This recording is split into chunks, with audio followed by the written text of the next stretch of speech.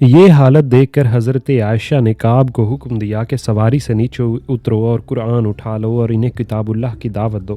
حضرت عائشہ نے اپنا قرآن کعب بن ثور کو دے دیا۔ کعب قرآن لے کر آگے بڑھے اور مخالفین کے سامنے گئے، لیکن لشکر علی میں آگے آگے سب آئی تھے۔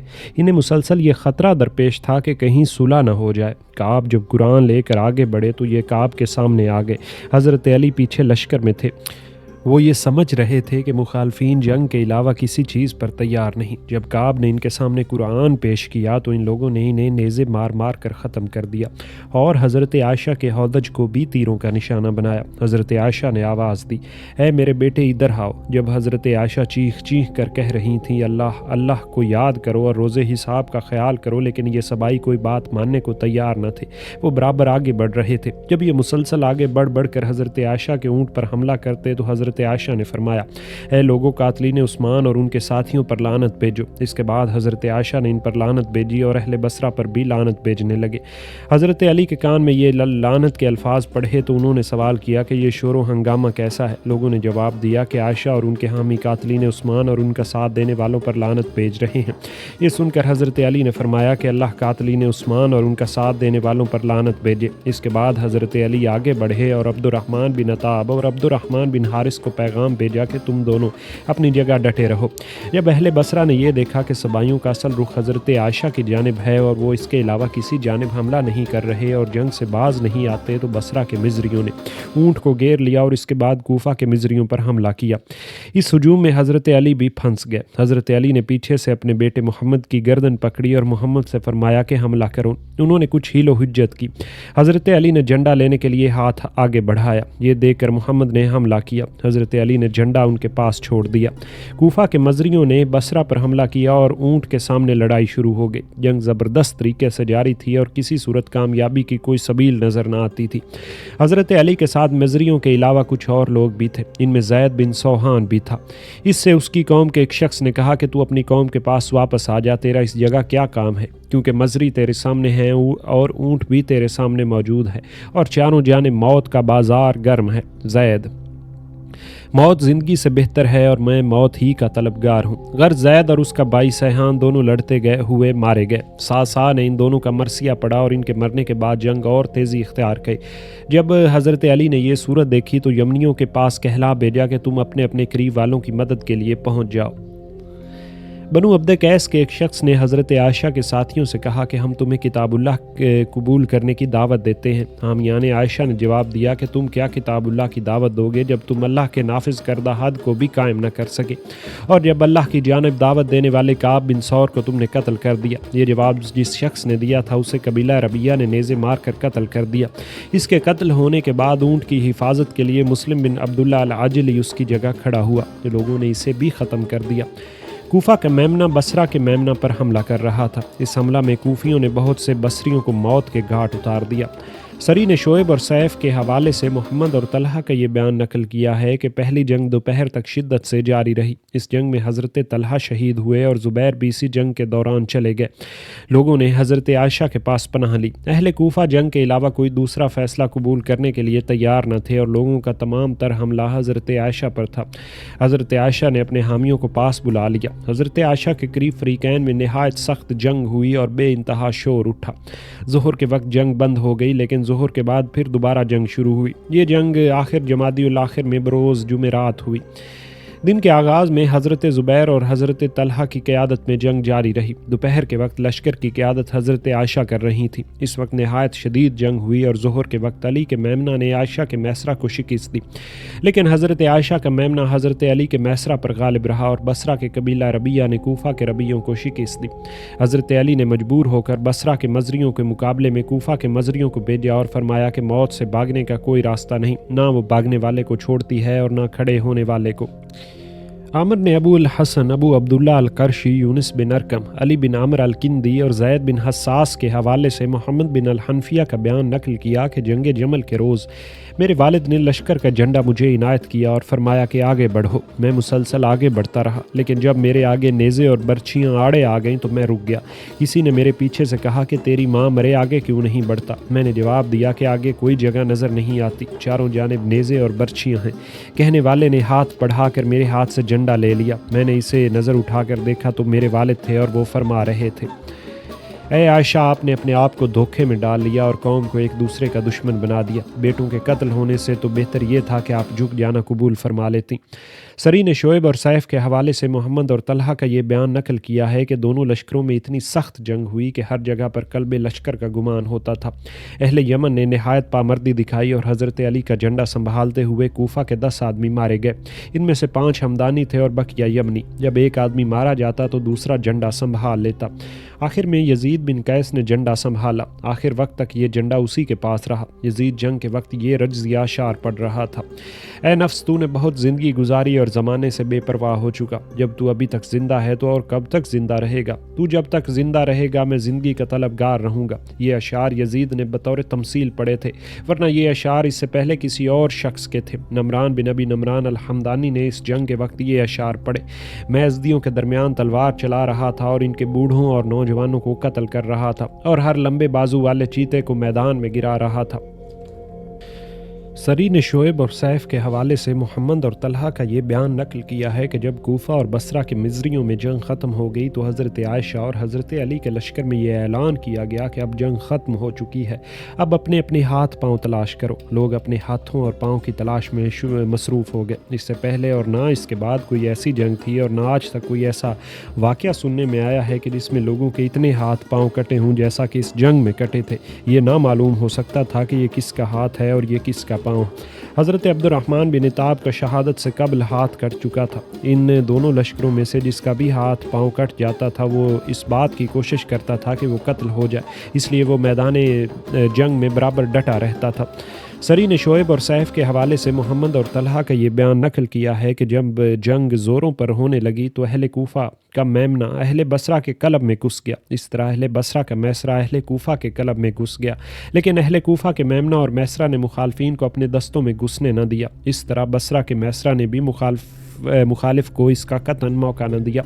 حضرت عائشہ نے ان لوگوں سے سوال کیا کہ جو ان کے بائیں جانب تھے کہ یہ کون سا قبیلہ ہے؟ صبرہ بن شیمان نے جواب دیا کہ آپ کے لڑکے ازد ہیں۔ حضرت عائشہ نے فرمایا، اے آل غسان، تمہاری بہادری عام سننے میں آئی ہے، آج اپنی شجاعت و بہادری کو قائم رکھتے ہوئے اپنی عزت کی حفاظت کرو۔ اس کے بعد حضرت عائشہ نے تمثیلاً یہ اشعار پڑھے۔ غسانی جو حفاظت کرنا جانتے ہیں انہوں نے جنگ کی، اس طرح ہم اور اوس اور شبیب نے بھی جنگ کی۔ اس کے بعد حضرت عائشہ نے دائیں جانب والوں کے بارے میں سوال کیا کہ یہ کون لوگ ہیں؟ انہوں نے جواب دیا کہ بکر بن وائل۔ حضرت عائشہ نے فرمایا کہ تمہارے بارے میں شاعر یہ کہتا ہے کہ بکر بن وائل اپنی عزت کی خاطر ہم پر اس طرح چڑھ کر آئے کہ وہ سر سے پیر تک لوہے میں ڈوبے ہوئے تھے۔ اے بکر بن وائل، تمہارے مقابلے میں بنو عبد قیس ہیں، تم آج ان سے بڑھ کر جنگ کرو۔ اس کے بعد حضرت عائشہ نے اس دستے سے سوال کیا جو ان کے آگے تھا کہ تم کون ہو؟ انہوں نے جواب دیا کہ ہم بنو ناجیہ ہیں۔ حضرت عائشہ، بہت خوب، آج البتہ اور قریش تلواریں باہمی ٹکرا رہی ہیں، آج تم لوگ ایسی جنگ کرو جس سے فائدہ اٹھایا جا سکے۔ کچھ دیر بعد حضرت عائشہ کے ارد گرد بنو زبا آ گئے۔ حضرت عائشہ نے انہیں دیکھ کر فرمایا کہ اب چنگاریاں اچھی طرح بھڑک اٹھی ہیں۔ جب بنو زبا نرم پڑ گئے تو ان کے ساتھ بنو عدی شامل ہو گئے، حتیٰ کہ اکثریت بنو عدی کی ہو گئی۔ حضرت عائشہ نے سوال کیا کہ تم کون لوگ ہو؟ انہوں نے جواب دیا کہ ہم لوگ مخلوط ہیں، یعنی کوئی متعینہ قبیلہ نہیں۔ حضرت عائشہ نے فرمایا کہ جب تک بنو زبا میرے ارد گرد لڑتے رہے اس وقت تک اونٹ کا سر جھکنے نہیں پایا۔ انہوں نے آخر وقت تک اونٹ کے سر کو اونچا رکھا۔ انہوں نے ایسی جنگ کی کہ ان پر کوئی الزام نہیں لگایا جا سکتا اور جتنے ان کے ہاتھ پاؤں کٹے اتنے کسی قبیلے کے نہیں کٹے۔ وہ دونوں لشکروں میں سب سے زیادہ غالب رہے کہ مخالفین اونٹ پر تیر اندازی کر رہے تھے اور بنو زبا برابر کٹ کر گر رہے تھے اور میری حفاظت کر رہے تھے۔ پھر دونوں قلبے لشکر مل گئے اور قوم نے یہ مناسب نہ سمجھا کہ علیحدہ رہیں، اس لیے وہ ایک دوسرے سے مل گئے۔ اس کے بعد ابن یسربی نے اونٹ کی مہار پکڑی۔ یہ وہ ابن یسربی ہے جس نے البا بن الحیثم، زید بن سوحان اور ہند بن عمرو کے قتل کا دعویٰ کیا تھا۔ حضرت عمار نے ابن یسربی کو اپنے مقابلے کے لیے للکارا اور کہا کہ میں دنیا کا بہت مزہ چکھ چکا ہوں اور یہ بھی جانتا ہوں کہ مجھ میں تیرے مقابلے کی طاقت نہیں، اگر تو سچا ہے تو اپنی فوج سے نکل کر میرے مقابلے پر آ۔ ابن یسربی نے اونٹ کی مہار بنو عدی کے ایک شخص کو دے دی اور فوج سے نکل کر دونوں صفوں کے درمیان کھڑا ہو گیا۔ لوگوں نے عمار کی حفاظت کے لیے انہیں چاروں جانب سے گھیر لیا۔ جب ابن یسربی عمار کے قریب آیا تو عمار نے اپنی ڈال اس کے کھینچ ماری جو اس کی تلوار پر پڑی۔ تلوار اچھل کر اس کی ٹانگوں پر گئی اور اس کے دونوں پیر کٹ گئے۔ عمار کو یہ دیکھ کر افسوس ہوا۔ اس کے بعد حضرت علی کے لشکری ابن یسربی کو اٹھا کر حضرت علی کے پاس لے گئے۔ حضرت علی نے اس کے قتل کا حکم دے دیا۔ عامر نے ابو الحسن ابو مخنف اسحاق بن راشد اور عباد کے ذریعے حضرت عبداللہ بن زبیر کا یہ بیان نقل کیا ہے کہ جنگ جمل میں زخمی ہو گیا تھا اور تلواروں اور نیزوں کے میرے 37 زخم آئے تھے۔ میں نے اس روز جیسی شدید جنگ کبھی نہ دیکھی تھی، اور نہ تو ہم ہی شکست کھاتے تھے اور نہ مخالفین ہی کو شکست ہو رہی تھی۔ ہم میں سے ہر شخص سیاہ پہاڑ کی طرح ڈٹا ہوا تھا، اور جو شخص بھی اونٹ کی مہار پکڑتا تھا وہ قتل ضرور ہو جاتا تھا۔ حضرت عبد الرحمن بن عطاب نے اونٹ کی مہار پکڑی، وہ بھی شہید ہوئے۔ اس کے بعد اسود بن ابی البختری نے مہار تھامی، وہ بھی ختم ہو گئے۔ پھر میں نے آگے بڑھ کر مہار تھامی۔ حضرت عائشہ نے دریافت کیا کہ یہ کون ہے؟ میں نے جواب دیا کہ آپ کا بانجا عبداللہ بن زبیر ہوں۔ حضرت عائشہ نے فرمایا، ہائے اسما کا غم! اتنے میں میرے سامنے سے اشتر نکلا، میں اس سے لپٹ گیا، دونوں کشتی لڑتے لڑتے نیچے گر گئے۔ میں نے چلانا شروع کیا، اے لوگوں، مجھے بھی قتل کر دو اور مالک کو بھی قتل کر دو، یعنی اشتر کو۔ غرض ہمارے اور مخالفین کے آدمی برابر جنگ میں مصروف رہے، حتیٰ کہ ہمیں شکست ہونے لگی اور مہار ہمارے ہاتھ سے چھوٹ گئی، اور علی نے چلا کر کہا کہ اونٹ ذبح کر دو، اگر اونٹ ذبح ہو گیا تو یہ لوگ منتشر ہو جائیں گے۔ ایک آدمی نے اونٹ کو زخمی کر کے گرا دیا۔ اونٹ کے زخمی ہوتے ہی اس کے منہ سے ایسی بری آواز نکلی کہ میں نے ایسی آواز آج تک نہ سنی تھی۔ حضرت علی نے محمد بن ابی بکر کو حکم دیا کہ ہودج اٹھا لو اور اس پر ایک خیمہ لگا دو اور دیکھو کہ عائشہ کو کوئی زخم تو نہیں پہنچا۔ محمد بن ابی بکر نے خیمہ کے اندر اپنا سر داخل کیا۔ حضرت عائشہ نے غصے سے کہا کہ تو تباہ و برباد ہو جائے، کون ہے؟ محمد، آپ کا وہ رشتہ دار جس سے آپ ناراض ہیں۔ محمد، جی ہاں، میرے ماں باپ آپ پر قربان ہوں، خدا کی قسم اس نے آپ کو سلامتی سے رکھا۔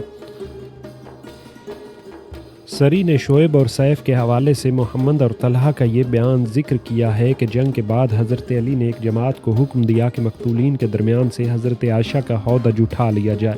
کعکا اور زمر بن الحارث نے پہلے ہی ہودج اونٹ پر سے اتار کر اونٹ کی ایک جانب رکھ دیا تھا۔ حضرت علی کے اس حکم کے بعد محمد بن ابی بکر ایک جماعت کے ساتھ ہودج کے قریب پہنچا اور ہودج کے اندر اپنا ہاتھ ڈالا۔ حضرت عائشہ، یہ کون ہے؟ محمد، آپ کا نیک بھائی۔ حضرت عائشہ، نہیں بلکہ نافرمان بھائی۔ عمار بن یاسر نے کہا، اے میری ماں، آپ نے اپنے بیٹوں کی جنگ کیسی پائی؟ حضرت عائشہ، تو کون ہے؟ عمار، آپ کا نیک بیٹا عمار۔ حضرت عائشہ، میں تیری ماں نہیں ہوں۔ عمار، کیوں نہیں، خواہ آپ کو برا ہی کیوں نہ لگے۔ حضرت عائشہ، اگر تم کامیاب ہو گئے تو اس پر فخر کر رہے ہو، حالانکہ جیسا تم نے دوسروں کو نقصان پہنچایا ہے ویسا ہی تمہیں بھی پہنچا ہے، افسوس۔ خدا کی قسم، جن کی عادات اس قسم کی ہوتی ہیں وہ تو کبھی کامیاب نہیں ہوتے۔ اس گفتگو کے بعد لوگوں نے ہودج اٹھا کر ایسی جگہ رکھ دیا جہاں قریب میں کوئی آدمی نہ ہو۔ حضرت عائشہ کا ہودج ایسے معلوم ہو رہا تھا کہ جیسے ایک پرندہ ہو اور اس کے پر نکل آئے ہوں۔ جب ہودج علیحدہ علیحدہ رکھ دیا گیا تو آئین بن زبیہ المجاشی خاموشی کے ساتھ ہودج کے قریب پہنچا اور ہودج کے اندر جھانکا۔ حضرت عائشہ، کون ہے؟ اللہ تجھ پر لعنت کرے۔ آئین نے چلا کر کہا کہ خدا کی قسم آج میں نے حمیرہ کو دیکھ لیا۔ حضرت عائشہ، اللہ تعالیٰ تیرا پردہ چاک کرے، تیرے ہاتھ کاٹے اور تجھے ننگا کرے۔ اس واقعے کے کچھ ہی عرصے بعد آئین کو بصرہ میں قتل کر دیا گیا، اسے پھانسی پر لٹکا دیا گیا، اس کے ہاتھ بھی کاٹے گئے اور بنو ازد کے ایک ٹوٹے ہوئے مکان میں لوگوں نے اسے ننگا کر کے اس پر تیر اندازی کی۔ آخر میں حضرت عائشہ کی خدمت میں حضرت علی حاضر ہوئے اور عرض کیا کہ اے میری ماں، اللہ ہماری اور آپ کی مغفرت فرمائے۔ حضرت عائشہ، ہاں، اللہ ہماری اور تمہاری مغفرت فرمائے۔ مروان بن الحکم شکست کے بعد بنو غزہ کے ایک مکان پر پہنچا اور مکان کے مکینوں سے کہا کہ تم مالک بن مسمع کے پاس جاؤ اور اسے جا کر بتا دو کہ مروان آیا ہے۔ یہ لوگ مالک کے پاس گئے اور اسے مطلع کیا۔ مالک نے اپنے بھائی مقاتل سے سوال کیا کہ اس شخص نے خود کو ہم پر ظاہر کر دیا ہے اور اپنا پتہ بتا دیا ہے، اس کے ساتھ کیا سلوک کرنا چاہیے؟ مقاتل، آپ اپنے بھتیجے کو بھیج دیجئے کہ وہ اسے اپنی امان میں لے لے۔ پھر ایک آدمی امیر المومنین حضرت علی بن ابی طالب کے پاس بھیجیے کہ وہ امیر المومنین سے مروان کے لیے امان طلب کرے۔ اگر وہ امان دے دے تو ہمارا بھی یہی مقصد ہے، اور اگر وہ امان نہ دیں تو اسے یہاں سے نکال دینا چاہیے، لیکن اس طرح کہ اسے اپنی تلواروں کی حفاظت میں لے کر کسی محفوظ مقام پر پہنچا دیا جائے، اور اس دوران میں اگر کوئی اس پر حملہ آور ہو تو ہم اپنی تلواروں سے اس کی حفاظت کریں۔ اس صورت میں اگر ہم محفوظ رہے اور ہمیں کسی کے مقابلے کی ضرورت پیش نہ آئی تو بہتر ہے، اور اگر ہم اس کی حفاظت میں مارے جائیں گے تو عزت اور شرافت کی موت مریں گے۔ مالک نے اپنے رشتہ داروں سے بھی مشورہ کیا، لیکن دوسروں کے मशवरे को इसने कबूल न किया और मकातिल की राय को पसंद करते हुए मरवान के पास एक आदमी रवाना किया कि इसे मेरे घर में लाकर ठहरा दो। मालिक ने इसका पुख्ता इरादा कर लिया था कि अगर मरवान की हिफाजत में कोई रुकावट होगी तो मैं इसका मुकाबला करूंगा। उसने अपनी कौम से मुखातिब होकर कहा कि अमान की खातिर जान देना ही वफादारी है। बनु मरवान ने आगे चलकर इस कबीला की वफादारी का नहायत उम्दा सिला दिया और इन्हें बहुत से फ़वाइद पहुँचाया और इन्हें बड़े बड़े रुतबों पर फायज किया। हज़रत अब्दुल्ला बिन ज़ुबैर ने वज़ीर नामी एक अज़दी शख्स के मकान में पनाह ली और इसे कहा कि उम्मुल मोमिनीन के पास जाओ और इन्हें मेरी जाए पनाह बता दो और ये भी कह दो कि मोहम्मद बिन अबी बकर को इसकी इतला ना होने पाए। वो शख्स हज़रत आयशा के पास पहुंचा और इनसे तमाम वाक़या अर्ज़ किया। उम्मुल मोमिनीन, जाओ मोहम्मद को मेरे पास लाओ। वज़ीर, अब्दुल्ला बिन ज़ुबैर ने मुझे इससे मना किया है और कहा है कि मोहम्मद को इसकी इतला ना होने पाए। हज़रत आयशा ने एक दूसरे शख्स भेजकर मोहम्मद को तलब किया। जब मोहम्मद आया तो उसने फरमाया, इस शख्स के साथ जाओ और मेरे भांजे को मेरे पास लाओ। मोहम्मद बिन अबी बकर उस अज़दी के साथ गया और अब्दुल्ला बिन ज़ुबैर को उनके पास पहुँचाया और उनसे कहा कि खुदा की कसम मैं तेरे पास मजबूर होकर आया हूँ और उम्मुल मोमिनीन ने मुझे इस पर मजबूर किया है। गर्ज़ अब्दुल्ला और मोहम्मद दोनों हज़रत आयशा की खिदमत में रवाना हुए और तमाम रास्ते दोनों एक दूसरे को बुरा भला कहते रहे और इसका सबब यह था कि मोहम्मद ने हज़रत उस्मान को बुरा कहा। इस पर अब्दुल्ला ने मोहम्मद को बुरा कहा, हत्ता कि ये दोनों हज़रत आयशा के पास अब्दुल्ला बिन खलफ के मकान में पहुंच गए। अब्दुल्ला बिन खलफ जंग जमल से कबल हज़रत आयशा के साथ थे और अब्दुल्ला के भाई उस्मान अली की हिमायत में लड़ते हुए कत्ल हुए। हज़रत आयशा ने ज़ख्मियों की तलाश के लिए कुछ आदमी रवाना किए। जितने भी ज़ख्मी थे सबको इसी मकान में बुला लिया और अपनी पनाह में ले लिया और मरवान को अपनी पनाह में लेने का ऐलान फरमाया। सरी ने शोएब और सैफ के हवाले से मोहम्मद और तलहा का बयान नकल किया है कि जंग के बाद हज़रत आयशा के लिए पर्दा कर दिया गया। हज़रत आयशा पर्दे में बैठ गईं तो सबसे पहले काका बिन आमर उनकी खिदमत में हाजिर हुए और उम्मुल मोमिनीन को सलाम किया। उम्मुल मोमिनीन ने फरमाया कि मैंने कल दो शख्सों को देखा जो तलवारें लिए हुए मेरे सामने हमलावर हुए और फ़लाँ फ़लाँ रज्ज़ पढ़ रहे थे। क्या तुम इन्हें पहचानते हो? काका, जी हाँ, वो शख्स जो ये कह रहा था कि हम जानते हैं कि आप बहुत नामेहरबान माँ हैं। खुदा की कसम उस शख्स ने झूठ बोला। हम जानते हैं कि आप बहुत नेक माँ हैं लेकिन कोई आपकी इताअत नहीं करता। हज़रत आयशा, काश मैं आज से 20 साल कबल मर गई होती। काका हज़रत आयशा के पास से निकल कर हज़रत अली के पास पहुँचे और उन्हें बताया कि हज़रत आयशा ने ये सवाल किया था। हज़रत अली, आखिर वो दो शख्स कौन थे? काका, उसमें एक तो अबू हाला था जो आपका साथी है। हज़रत अली, काश मैं इस वाक़े से 20 साल पहले मर गया होता। गर्ज़ हज़रत अली और हज़रत आयशा दोनों ने यही बात कही। सरी ने शोएब और सैफ के हवाले से मोहम्मद और तलहा का ये बयान नकल किया है कि रात की तारीकी में जो ज़ख्मी चल सकते थे उठ कर बसरा पहुँच गए। हज़रत आयशा ने लोगों से मालूम किया कि इनके साथ और अली के साथ कितने आदमी हैं और इनसे कितने कत्ल हुए और कितने बचे, ताकि इन्हें ये मालूम हो जाए कि कितने आदमी लापता हैं। जब वो अब्दुल्ला बिन खल्फ के मकान में थीं तो लोगों ने इन्हें घेर लिया। जब उनसे किसी की मौत का जिक्र किया जाता तो वो फरमाती कि अल्लाह इन पर रहम करे, और इनके किसी साथी ने सवाल किया कि ऐसे लोगों पर अल्लाह कैसे रहम फरमाएगा। हज़रत आयशा ने जवाब में फरमाया, क्योंकि रसूल अल्लाह ने इरशाद फरमाया था कि फ़लाँ जन्नत में जाएगा और फ़लाँ जन्नत में जाएगा। हज़रत अली फरमाते हैं कि मुझे उम्मीद है कि जिस शख्स का दिल इन लोगों की तरह साफ़ होगा अल्लाह ताला इसे जन्नत में दाखिल फरमाएंगे।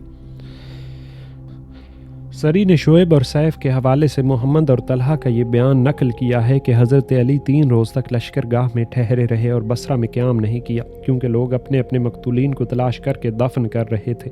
हज़रत अली ने भी तमाम मकतूलीन का चक्कर लगाया। जब काब बिन सौर की लाश पर से उनका गुज़र हुआ तो अपनी जमात से मुखातिब होकर फरमाया कि तुम लोग ये कहते हो कि इनके साथ बेवकूफ़ लोग आए थे, हालांकि ये तो एक आलिम की लाश है। जब हज़रत अली हज़रत अब्दुर्रहमान बिन अत्ताब की लाश पर से गुज़रे तो फरमाया कि ये तो कुरैश के सरदार हैं, लोग इन पर जान देते थे और सब इनके पीछे नमाज पढ़ने के लिए मुतहिद थे। हज़रत अली जिस लाश पर से भी गुज़रते तो इसके बारे में कुछ न कुछ ज़रूर फरमाते और लोगों से मुखातिब होकर फरमाया, जो लोग ये कहते हैं कि आयशा के साथ सिर्फ फितना परदाज लोग थे वो गलत कहते हैं। ये मरने वाला शख्स तो इंतहाई आबिद और मुजतहिद आदमी था। इसके बाद अली ने तमाम मकतूलीन कूफा और मकतूलीन बसरा की नमाज जनाजा पढ़ाई और दोनों तरफ के कुरैशी लोगों के भी। ये कुरैशी मदीना और मक्का के रहने वाले थे और इतराफ़ में एक बड़ी कब्र में सबको दफन कर दिया गया। जंग जमल में ऊँट के इर्द गिर्द लड़ते हुए 10,000 आदमी मारे गए। इनमें से आधे हज़रत आयशा के थे और आधे हज़रत अली के। कबीला अज़द के 2,000, यमन के 500। مصر کے 2000، بنو قیس کے 500، بنو تمیم کے 500، بنو ذبح کے 1000، بنو بکر بن وائل کے 500 آدمی مارے گئے۔ ایک روایت یہ بھی ہے کہ پہلی جنگ میں بصرہ کے 5000 آدمی مارے گئے اور اس کے بعد دوسری جنگ میں 5000 آدمی مارے گئے۔ اس طرح بصرہ کے مقتولین کی تعداد 10,000 تھی اور 5000 کوفی مارے گئے۔ بنو عدی کے 70 قاری قرآن قتل ہوئے۔ بنو عدی کے نوجوان اور وہ لوگ اس کے علاوہ تھے جو قاری نہ تھے۔ حضرت عائشہ فرماتی ہیں کہ جب تک بنو عدی کی آوازیں آتی رہیں مجھے کامیابی کی امید رہی۔